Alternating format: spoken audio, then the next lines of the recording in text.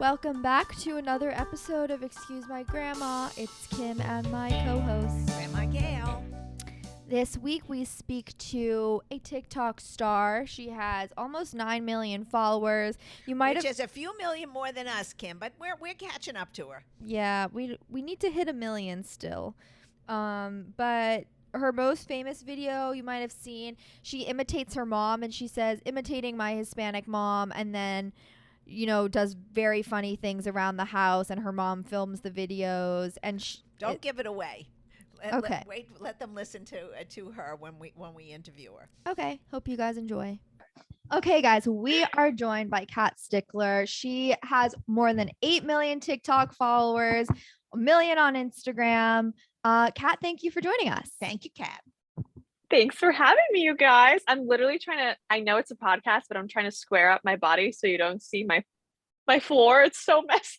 Oh, I can't tell. So you're in the Okay, clear. good. Exactly. You are a mom. Your daughter, MK, how old is she? She's 2.5. Oh, wow. So are the terrible twos a real thing? Yes. Yeah. I was like, that's not going to be my kid. All those moms don't know what they're talking about. And then it happened. And it was like, wow, who is this child? Yeah, They don't know it's where a they thing. are. They get frustrated quickly because they can't get the words out, and they go trying to, it's a stage. It's going to pass. Yeah. And then you'll get into the adorable threes. So don't worry about it. Oh, I'm excited. She does have a little bit of she isn't talking as much as she should be yet. So we're doing, or should be, quote unquote. She's just behind a little bit. So we're doing speech therapy.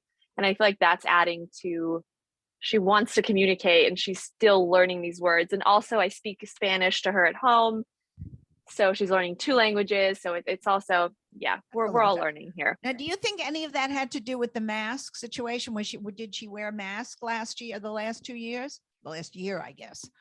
Well, I guess she was a COVID baby, but she didn't wear a mask because she was so small. Because they're blaming a lot of the young children who are 3 who are having a problem with speech because they were wearing the mask. Or maybe when the parents wear masks, you can't make out what you're. It was the saying. children also. Oh, I don't know. Also, there's been loads of articles. Interesting. On that. Okay, that doesn't apply to you. So let's start at the very beginning, Kat. When you became what you are on TikTok, you started off with your ex-husband, building a huge social media following. And then after having MK and getting separated, your channel really kind of took off from there as being what it is now. And we love the videos of you imitating your Hispanic mom, which reminds me kind of what I do, like sometimes, using Grandma Gail as my inspiration. So what kind of videos were you making originally? And then how did it transition to see like what people resonated with the most? I think I was just watching videos that were going viral and trying to see what I could replicate and like try to do it a little, I don't want to say better, but just add my like twist on it. And then people just immediately started gravitating towards my mother, and I was just able to build off of that. So they told me what they wanted. They were very clear. So Who told you? Your fans? yeah. Okay. Because I saw one that was hysterical. I don't know which one I saw, but Kimmy showed me a few of them. They're adorable. What does your mother think? Does she get upset with you?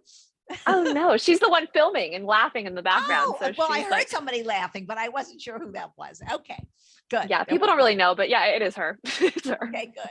When she's filming the videos for you, do you tell her beforehand, this is the joke I'm going to make, or is it all kind of a surprise to her as you're doing it?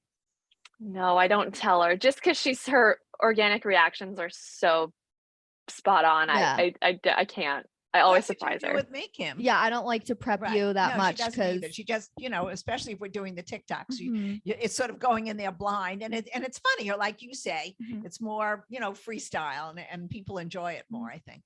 Before I you agree. started TikTok, did you think of your mom as like someone worth imitating, or how did you first come up with that idea? Honestly, I've just been imitating her since I was a little girl. Like it's my mom, so it's just funny to me. So and it's also my culture, and I'm like, raised, it's just I see 2 different sides. I see the like Hispanic side and the very like white side. So it's the dichotomy that I've always thought was so funny, because she gets these sayings totally wrong, or she'll try to give me these like profound life lessons, and it'll be the exact opposite of what it actually means. And it's so funny, but then you translate it in Spanish and It makes it means sense. something else. So yeah. What advice has she given you that you actually do live by? Ugh, I wish I lived by all of her advice. I think I'm trying to live by trusting my gut more. I do. I get a lot of anxiety and like I just doubt myself a lot. When I speak, I doubt the words coming out of my mouth. Like I doubt, are they eloquent? How do I sound? Did I say something offensive? Could I have been funnier? Should I have been more serious? Was it so she just really is big on trusting your intuition, and also like believing in signs. She's like, nothing's coincidence, like life will take you where you're supposed to be, and just kind of trusting the process. Try to live by that. Wise. She's wise. She knows. She lived it already. Yeah, mama knows. Mama Yeah, knows. mom knows and grandma knows, but it's really life, and that you have to trust it. Now she also lives in Tampa. Your mom lives near you. Yes, It yes. makes it nice also if she likes to babysit a little bit. Yeah, I mean, she's like, I'll babysit for an hour and then she's out. That's all She's you like, can do. That's your patience. I understand that. And yeah, did you I have get it. any relationship like with your grandma growing up or anything? So my grandmother actually passed away when I was 5, and it's funny you mentioned that, because I was thinking about doing a skit like off of her, because I do have memories, but I also have videos of her, and she was so just beautiful and blonde and these green eyes, and she was just this epitome of like grace and class and style. And like I just remember always, my mom would always tell me, you're so much like your grandmother, you're so much like your grandmother. And I think it's weird because she passed away when I was 5, but I've always kind of, I don't know, I think about her all the time. And it's grandmothers, it's just, I don't know, it's like you have this strong connection with your mom, right? But then there's the grandmother that gives you both sides of the coin, that can see 2 different angles, and it's just a different kind of relationship. It's a beautiful thing. So you also sometimes do videos imitating your dad. What does he think of them? Oh, he's very supportive. He's Mhm. he loves telling people that he just meets, like people helping him, like an IT guy with the internet. He'll be like, my daughter's on TikTok. Have you seen her? Like he's been like #1 fan, very supportive. Um, he thinks it's funny. He loves it. I posted a picture of him on my stories and he thought he looked so handsome. He's like, wow, good luck with your followers. They're going to be all over me. I'm like, all right, so Dad, funny. I'm sure. It's cute. Is there any mistake you think you've ever made on TikTok? And then what do you think is the best thing you've done? No mistake, because I feel like anything that I've done, I just feel like if you're learning from it, it's not a mistake. What's the point of making it? You know what I mean? And I think TikTok is also for fun. I mean, your little posts are not serious. Well, some some sorry I to know. interject, but Yes. Kat's opened up about postpartum depression and some Oh, well, that's topics different. that are actually quite Yeah. serious. No, those Oh, are well, Yeah. that's different. That's different. That's different. Then we're certainly not putting that in the fun side. But basically, they're for entertainment, Mhm. and then hopefully you're giving some tips out as well, which is great. When and how do you make that decision of what to share, and also like, okay, this is a moment where I'm going through something that I actually, should tell my followers?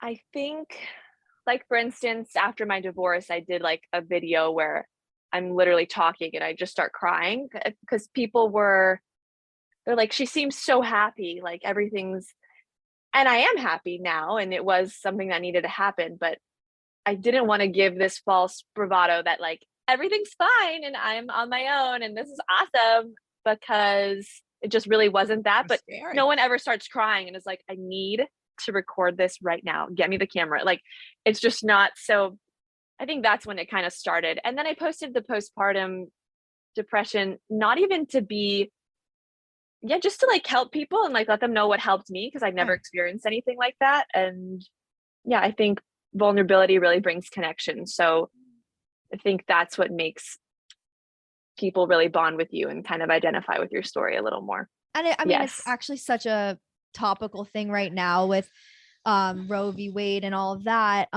You had an unexpected pregnancy. If Yep. I mean, you could talk to it a little bit of just that experience for you and going through that. Yeah, this is actually because you had mentioned before, when do you know what to post? When do you not know? So I actually considered getting an abortion when I found out I was pregnant. I'm like, I just started dating this guy. Like, I don't want a kid. Like, I want to do things that don't involve being a mom right now. I haven't like lived yet, in my opinion. And then I decided to keep her, obviously. And it was still extremely difficult. And it was my choice. And I own my decision. But I feel like that choice made me feel empowered, made me feel closer with her. It's just such a sensitive subject because I have a child, and people that are unkind on the internet just bring her into it. And so I do try to stay away from that, because anything that involves her should be off limits. It's off limits. And right when that kind of gets crossed, I try to stay away out of respect for. Right.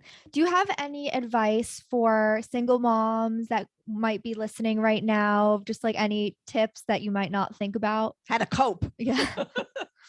Oh God. Yeah. I think something that really helped, I really didn't want to feel the pain. It was really heartbreaking. It was like, I felt like I had this perfect life and this blueprint in my life was set, and then it was shattered, and it was hard for me to process that. So I didn't really process it. And I think that delayed my healing process. And it sounds counterintuitive, but to really feel the pain would be my advice, and deal with it. Like, rip it off like a Band-Aid, because you just got to get it over with, because it's going to be there and it's not going away. So just get it over with, and the healing will come faster, and the right people will come in your life faster. And then also the hard days, they're so difficult and lonely, and you're going to cry and it's going to be sad, but you're just that much closer to the best days that you're going to have. So just keeping the perspective front and center to not get discouraged, because it's a big roller coaster. Like in your case, I mean, people who have issues after a pregnancy also need to seek some professional help too, because just saying that you're going to get over it isn't necessarily true. So I think every case is different. Kat got over it in her own very quickly. There's some women who don't and have really mental issues with it, and we would suggest sometimes you need medication. Yeah, exactly. So there are lots of issues in this. Oh wait, are you guys talking about the divorce or postpartum depression? Yeah, no, sorry, I thought you were talking about just being a single mom. Oh, yeah, no, for postpartum, I got all the professional help. Okay. I got medication. Yeah, I was literally very open, like online. This is what I take. This is when I take it. This is my dose. This is how long. This is Oh yeah, for that. Yeah, but I was just giving tips on just being a single mom. That was my question, but yeah, right. Single mom, whatever, you know what, today it's so common, but it is lonely, and you're right. And you have to just pull the Band-Aid off and get on with your life. But I didn't want our audience to get it mixed up. Yeah. Because they could get mixed up. Yeah. And Kat is like such a positive person, or I could see just from talking to you for a few minutes and also just on TikTok. And I'm sure that's like, a struggle when you're not feeling yourself as much, and people go through that all the time. So I'm glad you're in a great place now. And so our podcast is, we talk about dating, the two of us, the generational aspect. I'm curious if you kind of shared those things with your mom as well, of like dating tips and how involved she gets when it comes to romance. My mom's so involved. Like to the point young boy, you're the same age as Kimberly. Yeah. So you're in the same dating pool. Right. And it's such a different, I don't know, dating is so scary. Like, I feel like forming a connection is such a beautiful, rare thing. And it's also like having a kid just adds a whole other factor to it. But yeah, my mom is always, when my mom disapproves, like, I know, she makes sure I know. What does she say? It's what she doesn't say. It's more that she'll do the silent, she won't laugh when she meets a new guy, and she'll be like, Like she'll just be so disapproving. I'm like, all right, well, got it. That one's We're gone. leaving, and Yeah, I'm not moving bringing him on. back ever. I'm so sorry. You've had a few of Um, those. Yes.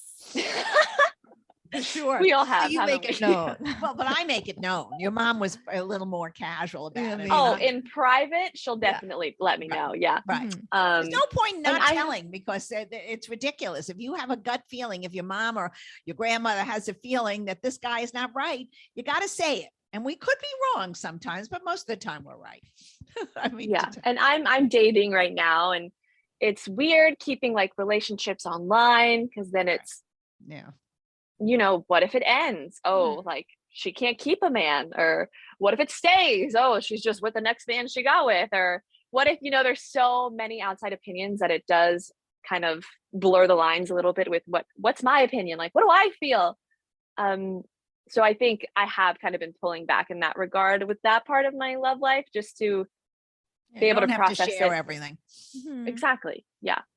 And it's like they definitely feel entitled to know these Exactly. personal things. Like that's this whole, I say this all the time. It's like, I made you. Like they are the following. Like you need to tell us. Like I did a story like today actually about my mom had a surgery. It was a health thing. She's perfectly fine.